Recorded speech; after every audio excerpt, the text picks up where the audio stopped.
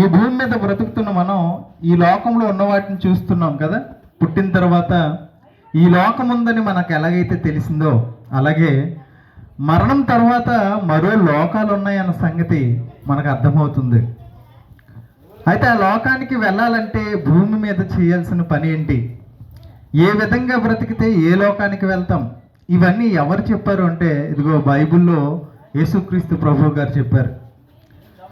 సృష్టించిన సృష్టికర్తే తాను ఏం చేశాడో అన్న దాని గురించి చెప్పగలడు.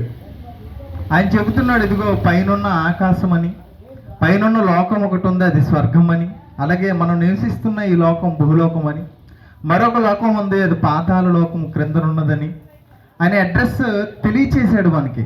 అంటే ఏ లోకం స్వర్గానికి మనం చేరుకోవాలి అంటే ఈ భూమి మీద పాపం లేకుండా బ్రతకాలి. ఒకవేళ పాపం చేస్తే దానికి క్షమాపణ పొందాలి.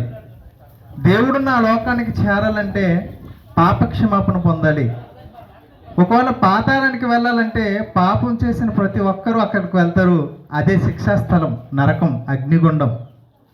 ఈ భూమి మీద మనం చేసిన ప్రతి తప్పుడు పనికి, తప్పుడు మాటలకి, హృదయపు ఆలోచనలకి ఆ లోకంలో శిక్ష అనేది ఉంటుంది. అదే పాతాళం.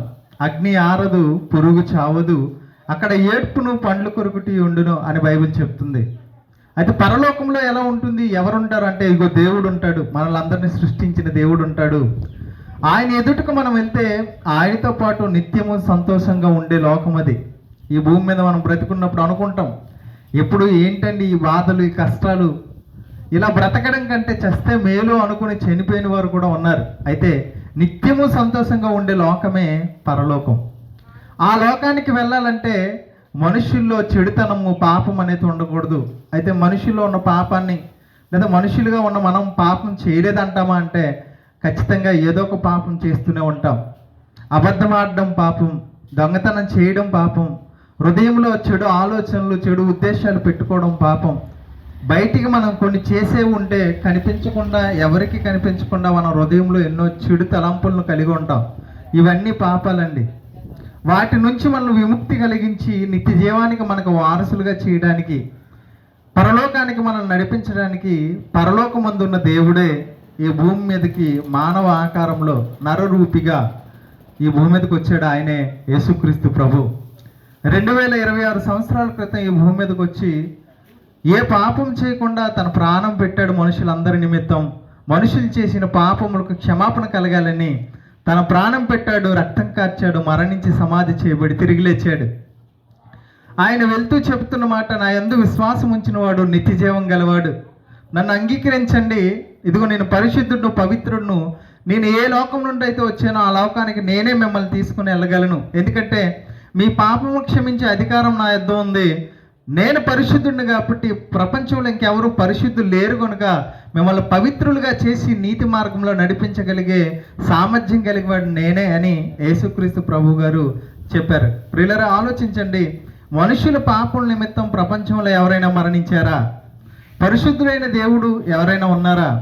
మరణించి సమాధి చేయబడి తిరిగి లేచిన దేవుడు ఎవరైనా ఉన్నారా అంటే ఆయన ఒకే ఒక్కడు, యేసుక్రీస్తు ప్రభువు మాత్రమే, ఇంకెవరూ లేరు.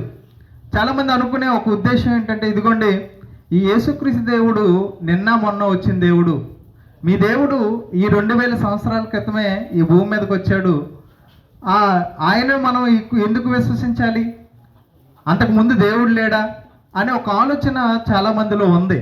ప్రియులరా, యేసుక్రీస్తు కాలాన్ని బట్టి ఈ భూమి మీదకి రావాల్సి వచ్చింది, పనిని బట్టి. చూడండి, సీఎంగా ఉన్నవారు మన ఊరికి రావాలనుకోండి, ఏదో ఒక పెద్ద పని ఉంటే తప్ప సీఎం లాంటి వాడు, అధికారి లాంటి వాడు మన ఊరికి రారు.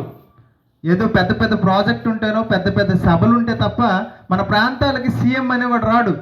ఇది మనకు అర్థమైతే అలాగే దేవుడు కూడా ఈ లోకానికి రావాల్సిన అవసరం పడింది కనుక ఆయన పరలోకాన్ని విడిచిపెట్టి ఈ భూమి మీదకి వచ్చాడు. సీఎం ఇక్కడికి వచ్చాడంటే ముందు లేడని అర్థమా? లేదండి, ముందు నుంచే ఉన్నాడు, పనిని బట్టి ఇక్కడికి వచ్చాడు.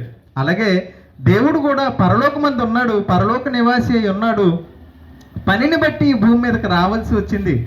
ఉన్నాడంటే అవును ఉన్నాడు, జగత్తు పునాది వేయబడక ముందు నుండే ఆయన ఉన్నాడు. ఆయన సృష్టికర్త, కలిగి ఉన్నవేవి ఆయన లేకుండా కలుగలేదు. అయితే మనకు తెలిసేసరికి 2000 సంవత్సరాలు పట్టింది. ఆయన భూమి మీదకి వచ్చినా, ఆయన మనుషుల కోసం చనిపోయినా, ఎన్నో మహత్కార్యాలు చేసినప్పటికీ మన దగ్గరికి ఆ మాటలు వచ్చేసరికి ఇన్ని సంవత్సరాలు, వేల సంవత్సరాలు పట్టింది. చూడండి, ఊర్లో ఏదైనా ఒకరు మంచి చేశారంటే ఆ మాట సమాజంలోకి వెళ్ళడం కంటే ఒక చెడు చేస్తే ఆ మాట చాలా తొందరగా చుట్టూ తిరిగి మన దగ్గరికి వచ్చేస్తుంది. అంటే చెడుకున్నంత ప్రభావం, స్పీడ్, తొందర దేనికి ఉండదంటే మంచి దానికి ఉండదు. ప్రియులరా, భూమి మీద మనం చనిపోయిన తర్వాత దేవునితో పాటు స్వర్గంలో సంతోషంగా ఉండాలంటే యేసుక్రీస్తు ద్వారా మాత్రమే సాధ్యం. ఆయన చెప్పిన మాట, నేనే మార్గం, సత్యం, జీవం, నా ద్వారా తప్ప తండ్రి యొద్దకు ఎవరు చేరలేడు అన్నమాట చెప్పాడు. కాబట్టి ఆలోచించండి, యేసుక్రీస్తుని విశ్వసించండి, రక్షణ పొందండి, నిత్య జీవానికి వారసులు కండి. ఒకవేళ యేసుక్రీస్తుని అంగీకరించకుండా మనం మరణిస్తే ఖచ్చితంగా మనం చేసిన ప్రతి పాపానికి శిక్ష ఉంది, అదే నరకం. దాన్ని తప్పించుకొని నిత్య జీవానికి వారసులు కావాలని కోరుకుంటూ ఈ మాటలు ముగిస్తున్నాను.